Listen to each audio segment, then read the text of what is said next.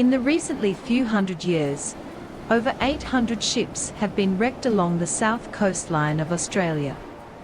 Rain and storms, accompanied by gale force winds, have sculpted the landscape in a dynamic cycle of life and death. Beaten by ancient furious waves, this stretch of the coast of Victoria shows the power of the Southern Ocean. Around 20 million years old limestone cliffs are at the mercy of nature, a sight to behold. We are on the Great Ocean Road. The adventure begins here. The Great Ocean Road is located on the southwest of Victoria, between the towns of Torquay and Warrnambool, halfway from Melbourne to Adelaide. The undisputed attraction is the 12 Apostles, a collection of limestone rock stacks jutting from the water in Port Campbell National Park. Wild and powerful waves of the Southern Ocean constantly pound the coastline, which has shaped the area into what we see today.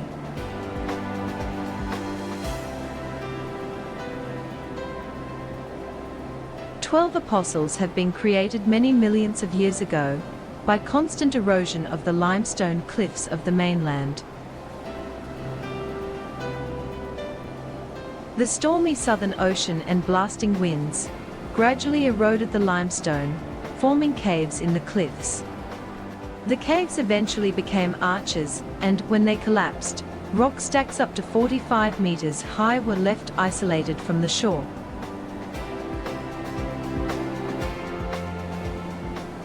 Sunrise and sunset offer particularly impressive views, as the Apostles change color from dark to brilliant sandy yellow under a full sunny day.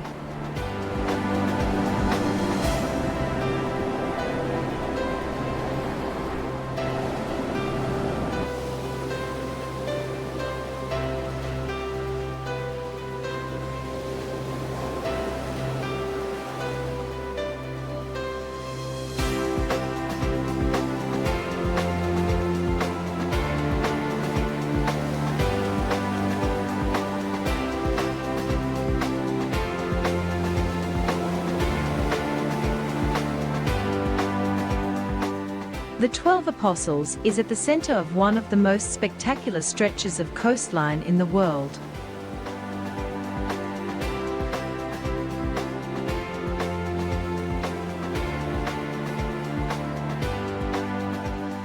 A few kilometers west is located the Loch Ard Gorge, named after the ship Loch Ard that ran aground on nearby Muttonbird Island in 1878. Here the salvaging depicted by artist Frederick Bruford. The gorge is V-shaped, has a small entrance and a beach accessible to tourists.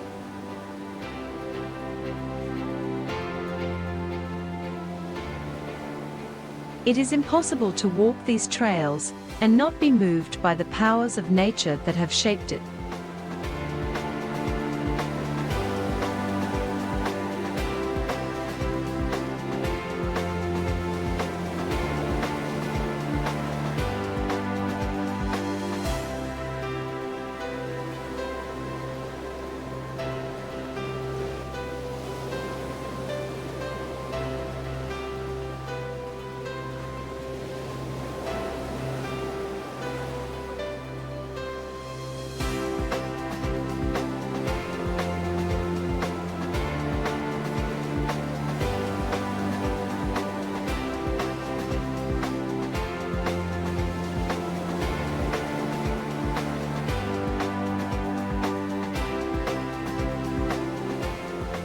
On the east of the gorge lies Island Archway, with the characteristic stumps surrounded by walls and a spectacular scenery.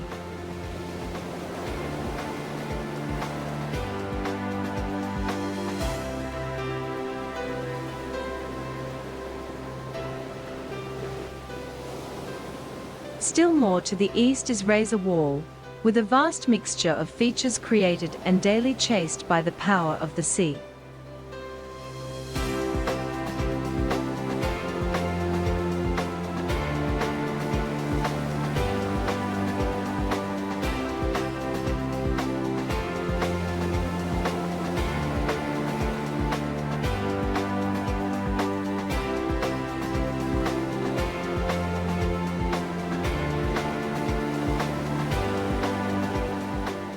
Muttonbird Island, where Loch Ard wrecked, is named after the thousands of mutton birds breeding there every year in summer.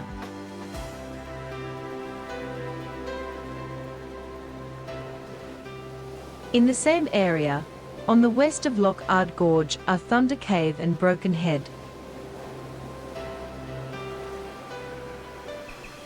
In this premises is found the rufous bristlebird, a threatened species restricted to these coastal shrublands and woodlands with dense understory.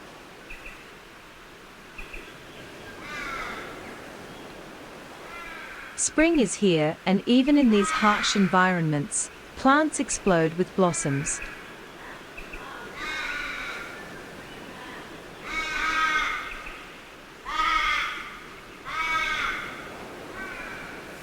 Going west on the road, there are still more wonders. The Arch.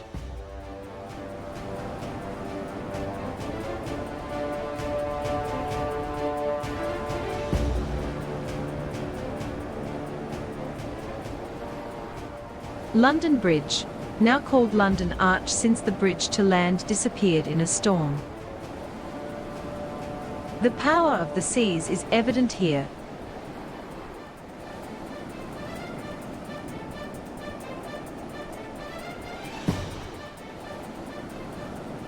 The grotto is a sinkhole geological formation, a big natural pool perfectly enclosed in the cliff side. Waves crashing into the wall, splashing mist over.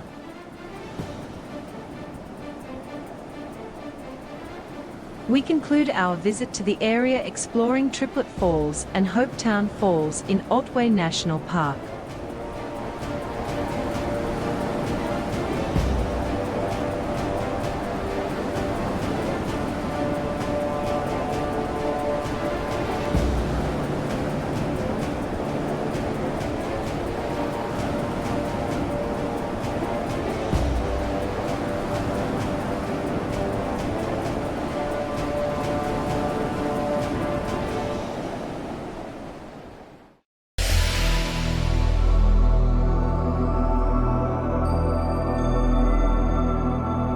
Opal is the national gemstone of Australia, which produces 95% of the world's supply. This is not by chance. Opal is formed from a solution of silicon dioxide and water, in a process that started over 100 million years ago, when a great area was covered by the sea. It is this area of 1.7 million square kilometers, forming actually the biggest artesian basin in the world, that opal began to surface some 10 million years ago, and that now is known as the vastest opal field mine in the world. The biggest producer is South Australia and Coober Pedy, the main mining town, with 80% of the total gems. The name Coober Pedy is generally believed to be a corruption of Australian Aboriginal words Coober Pedy, meaning something like white men's holes, referring to the digging to get the opals. The extreme cold in winter and the extreme hot in summer, more the latter, made the miners build a whole new lifestyle in burrows dug underground. Mining and dwelling underground is not precisely the best way of living.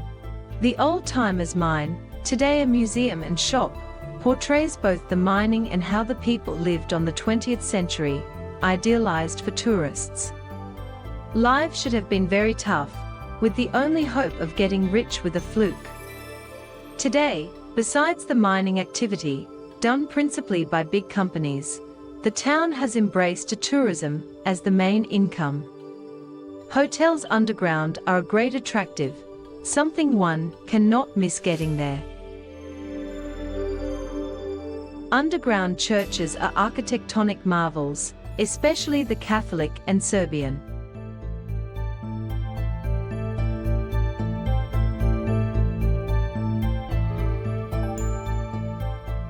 Property is sold as wholes, you buy it and put your furniture in. The real marvels of the area are the Breakaways, 32 km northeast of Coober Pedy. Colourful low hills which from a distance seem to have broken away from the Stuart Range, hence their name, the Breakaways. There are two lookout points which highlight the open spaces, leaving an impression of the long-gone inland sea that our early explorers dreamt of. But 200 million years later, the color of the minerals deposited on it, and further erosion after the sea retired, produced this fantastic landscape with white, yellow, ochre and brown tones.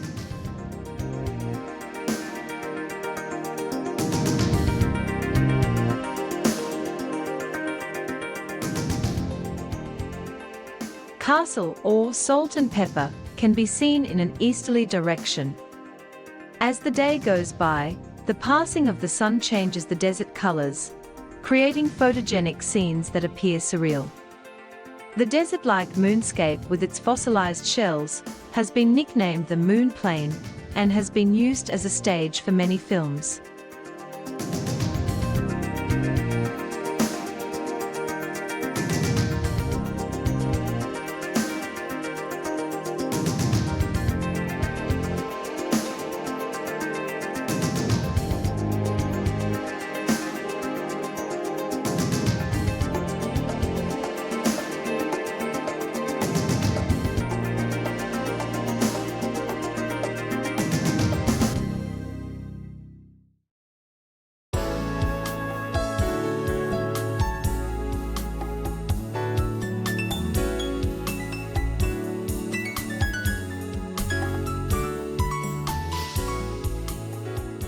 We continue to the Northern Territory. A stop at Alice Springs allows us to visit some of the resident fauna, very well displayed in a sanctuary.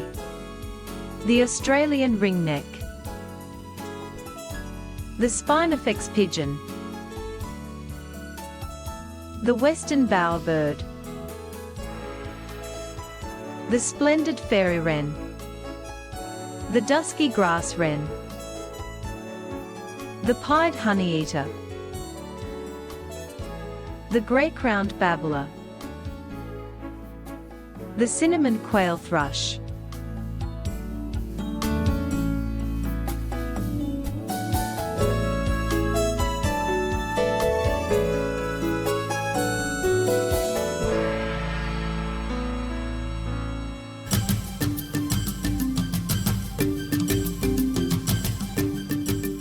We wake up with a splendid sunrise and continue on to pass through the Devil's Marbles, Carew, to the land's Aboriginal traditional owners.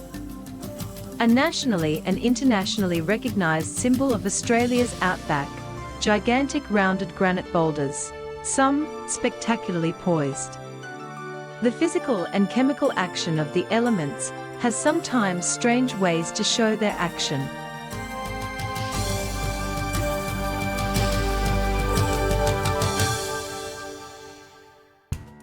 Finally, we arrived to Katherine Gorge. This is rugged outback country with deep rainforests, rocky cliffs and escarpments, and the water habitat of unique birds and other animals.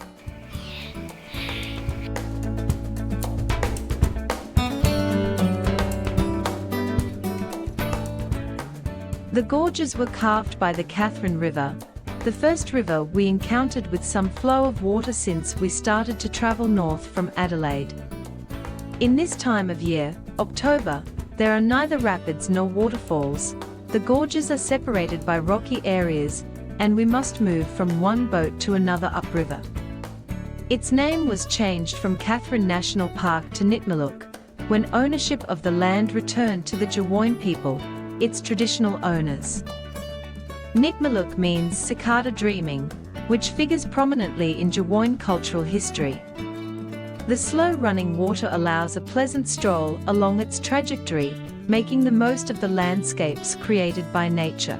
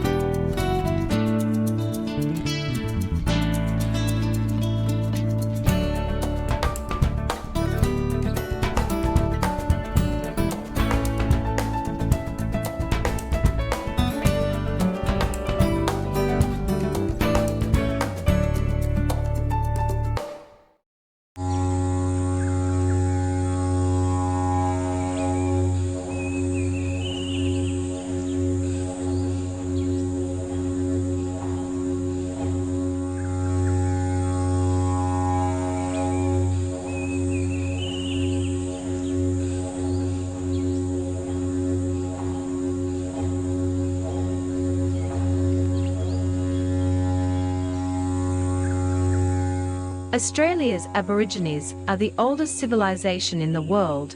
They have been here for 60,000 years.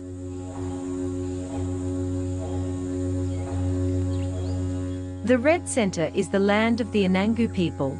They are the traditional owners of Uluru-Kata-Tjuta and the land around. For them, this is a very special place. The Anangu law, Coober, is the foundation of all Anangu people's life and society. It's the basis of relationships between people, plants, animals and the land. For Anangu people, this isn't just a rock, it's a living place.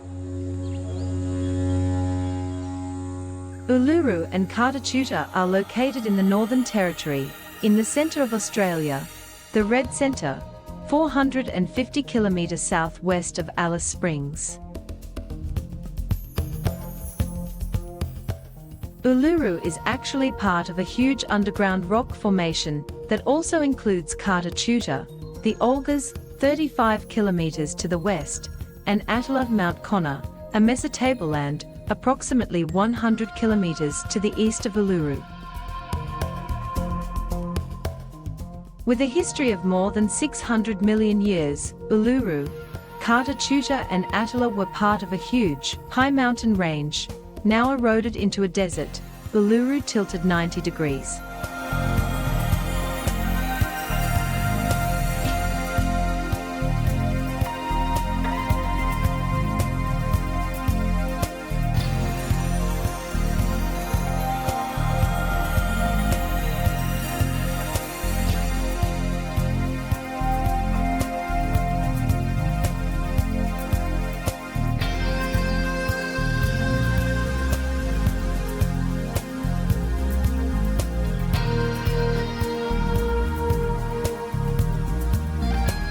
From a distance, Uluru looks smooth and featureless, but up close, its face is weather-beaten, pitted with holes and gashes, ribs, valleys and caves. To Anangu, these features are related to the journeys and actions of ancestral beings across the landscape.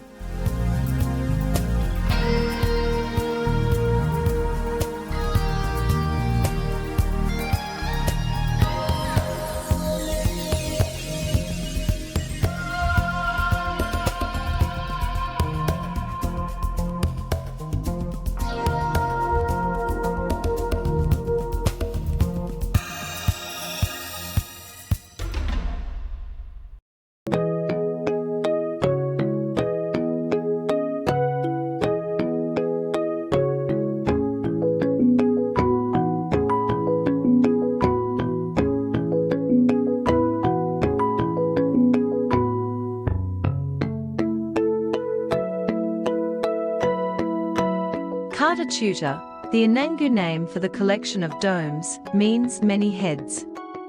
The result of weathering and erosion wore away the rocks to produce the rounded domes we see today.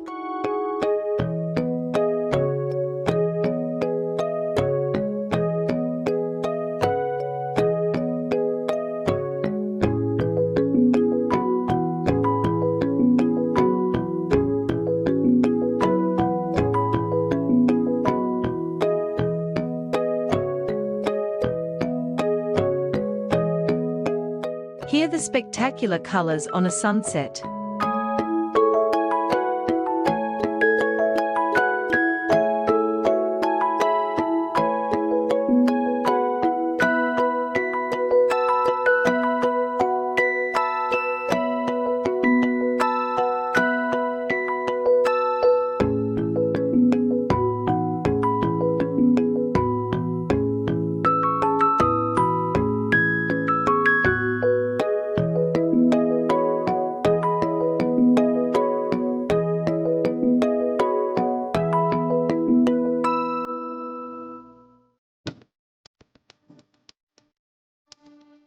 This is the Anangu legend about this sacred land.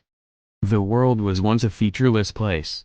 None of the places we know existed until creator beings, in the forms of people, plants and animals, traveled widely across the land. Then, in a process of creation and destruction, they formed the landscape as we know it today. Anangu land is still inhabited by the spirits of dozens of these ancestral creator beings.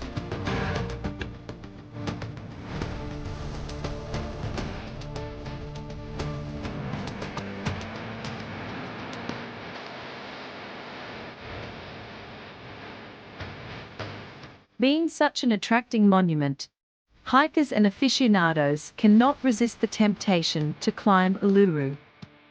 Anangu do not climb Uluru because of its great spiritual significance. They request that visitors do not climb the rock, partly due to the path crossing a sacred traditional Dreamtime track, and also due to a sense of responsibility for their safety. Meanwhile, let's enjoy the colors of Uluru at sunset.